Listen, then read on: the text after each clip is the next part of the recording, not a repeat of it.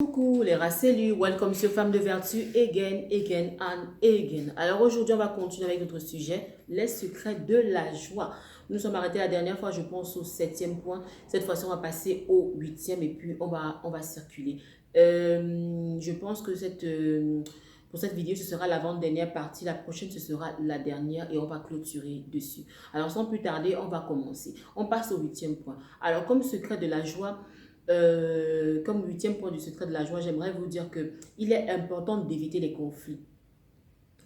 La Bible nous dit quelque chose de très bon. Dans Matthieu 5, je pense, au verset 9, ça dit « Heureux l'homme qui fait la paix autour de lui, qui procure la paix autour de lui. » Vous comprenez?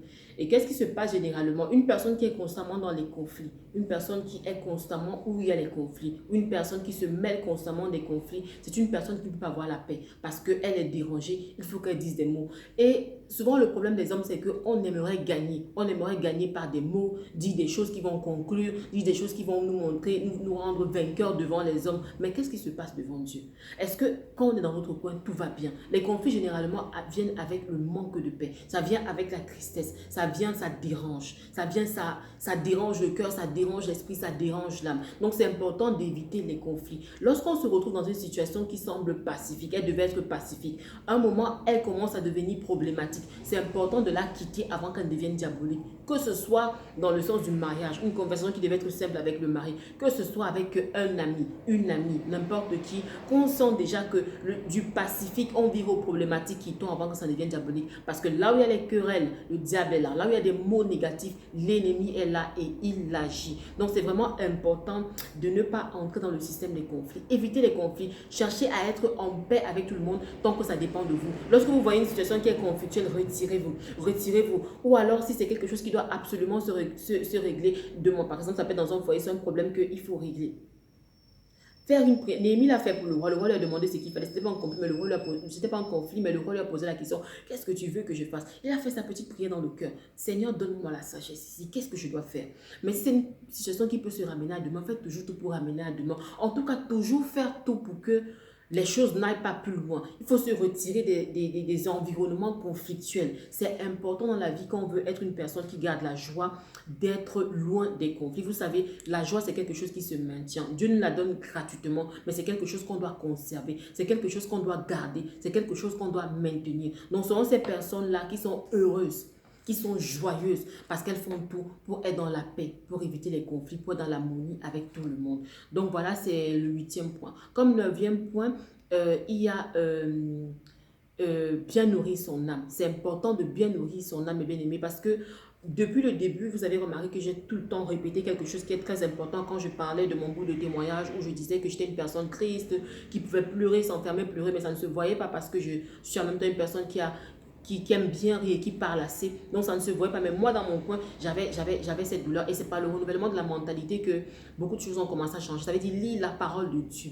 Et j'aimerais vous lire un passage de Matthieu 12 au verset 2.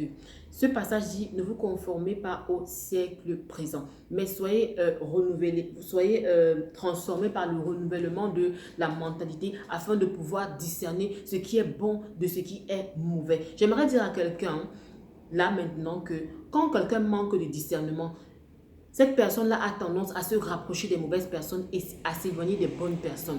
C'est-à-dire, Dieu utilise les hommes pour bénir les hommes. L'ennemi utilise aussi les hommes pour maudire les hommes. Cette personne-là aura tendance à se rapprocher des personnes qui vont maudire sa vie et s'éloigner des personnes qui vont bénir sa vie. Et c'est une personne aussi qui pleure constamment. C'est une personne qui est constamment triste. Parce que sans discernement, on ne peut pas avancer. Et vous voyez dans ce passage biblique qu'on comprend clairement que il y a des dimensions sur cette terre des hommes où nous sommes, où le bien devient comme mal et le mal devient comme bien. Donc, il faut discerner. Tu es une personne qui rit constamment, une personne qui fait toujours des beaux gestes, mais dans son cœur, ce n'est pas du tout ça.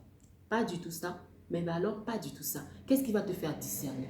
C'est être constamment en train de te nourrir bien, de nourrir bien ton âme. La Bible déclare dans Hébreux 11, au verset 1, que la foi vient du message qu'on entend. Et ce qu'on entend vient de la parole de Dieu. J'aimerais vous dire, mes bien-aimés, que la foi est aussi diluée par le message qu'on entend. La foi est aussi détruite par le message qu'on entend. La foi est saccagée par le message qu'on entend. Quel type de message tu écoutes, ma bien-aimée? Quel type de message tu écoutes? Ce qu'on voit de nos jours aussi, c'est ce phénomène-là. Moi, je vous le dis parce que j'ai été bien dedans, mais profondément dedans.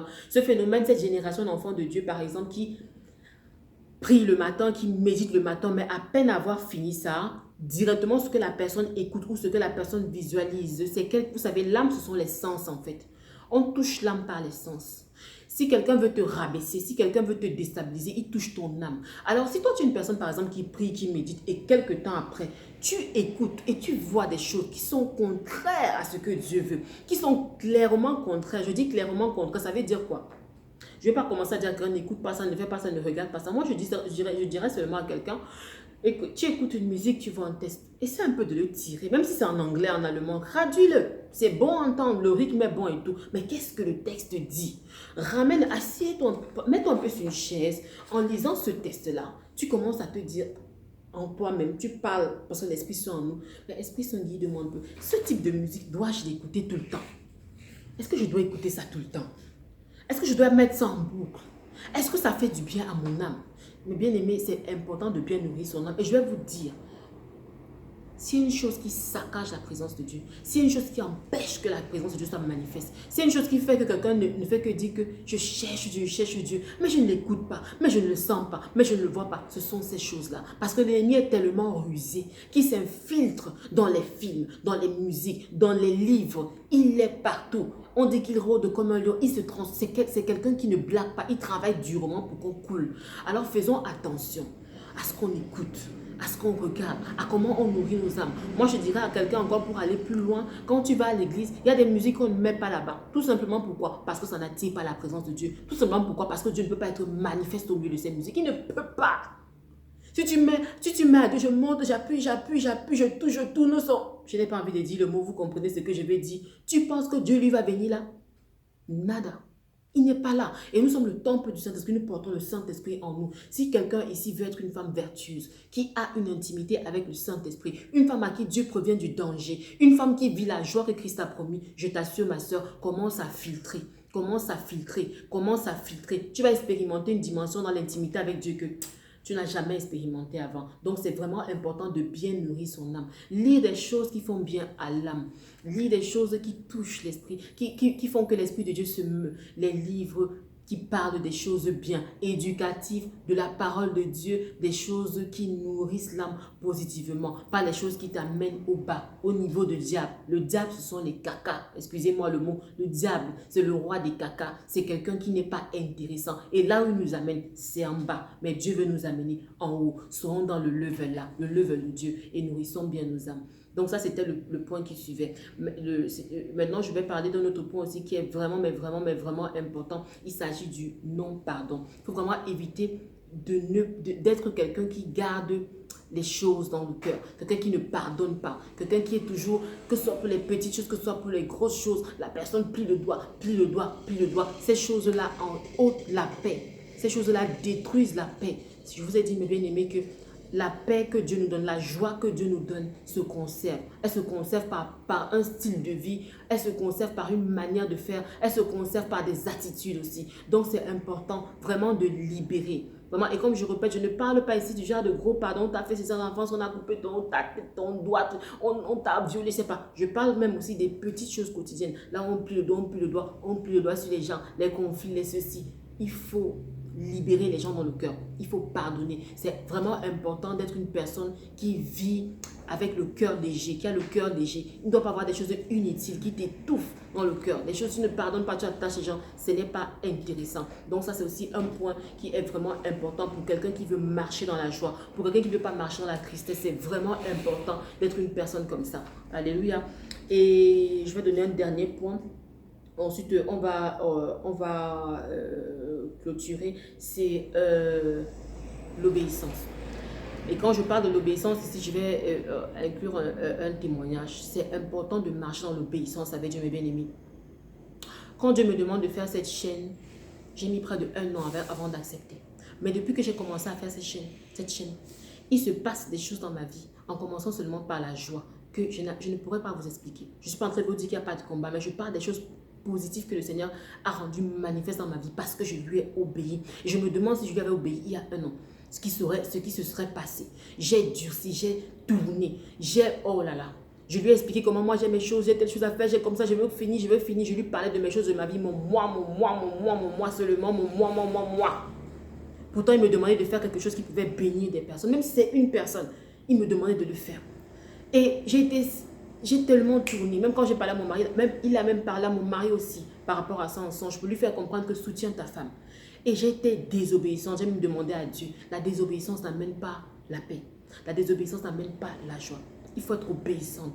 J'ai expérimenté, depuis que j'ai commencé ce programme, un autre niveau de joie. Je disais à mon mari dernièrement que j'ai une joie là que I don't understand. C'est encore fort. C'est une joie un peu plus forte. Donc, j'ai eu à expérimenter cette joie une fois quand le Seigneur aussi m'avait demandé, par exemple, c'est juste un témoignage, dans un autre témoignage, c'est qu'il m'avait demandé de donner mon téléphone à un immigré qui demandait l'argent devant les magasins. Et j'ai pris mon téléphone, je lui ai donné. J'ai eu le temps d'effacer un peu le répertoire et tout, et d'envoyer à quelques personnes que non, je n'aurais plus le numéro et tout. J'ai donné le téléphone à cet homme. À peine je lui ai donné, je vous assure, quand j'ai marché, j'avais l'impression de m'envoler, j'avais l'impression d'être dans d'autres airs. Un homme de Dieu donnait un témoignage pareil, qu'il a fait un don à quelqu'un et juste après il a ressenti ça. Quand il a parlé de ça, j'ai directement pensé à ce jour-là. Parce que j'ai obéi à Dieu. Donc quand je parle de l'obéissance ici, je ne parle pas de la parole de Dieu seulement. Parce que déjà, même au niveau de la parole, parfois il faut encore le discernement. Je parle dans le premier point, quand je parlais de renouveler et tout, de bien nourrir son âme. Mais je parle de l'obéissance dans le sens qu'il y a des choses là que Dieu nous met souvent à cœur ou qui nous demande de faire clairement. Qu'il nous le dit, c'est un rhéma, on sait qu'on doit le faire, mais qu'on ne fait pas. Et ces choses-là, tant qu'on ne les fait pas, ça étouffe la joie. Ça étouffe la joie, ça amène la tristesse parce que nous prions le Dieu de Jonas. Tant que tu ne fais pas, tu vas entrer dans la bouche du poisson. Et dans la bouche du poisson, il n'y a pas de paix. Il y a la tristesse, il y a les problèmes et les lamentations. Donc, mes bien-aimés, c'est juste pour dire que l'obéissance est un point qui amène beaucoup de joie. L'obéissance à Dieu, l'obéissance à ses écritures, l'obéissance à sa parole et l'obéissance à ce qui nous donne l'intimité pour nous-mêmes. Que arrête ça, change ça, fais ça. C'est vraiment important d'être une personne obéissante. Si tu veux expérimenter une autre dimension de joie, j'aimerais te dire, ma bien-aimée, que l'obéissance amène une autre dimension de joie. Donc, c'est vraiment ça parce que je ne suis pas bien en train de dire dans le témoignage par rapport à la chaîne, mais j'aimerais juste vous dire que j'ai vraiment désobéi. J'ai vraiment désobéi et je me suis repentie de ça. Et quand j'ai commencé à le faire, depuis que j'ai commencé à le faire, le Seigneur me fait grâce. Le Seigneur fait des choses pour moi. Le Seigneur manifeste ça. Le Seigneur est bon. Donc, j'aimerais dire à quelqu'un, il faut obéir à Dieu. L'obéissance amène la joie. Je vais m'arrêter là, mes bien-aimés. Je vous bénis dans le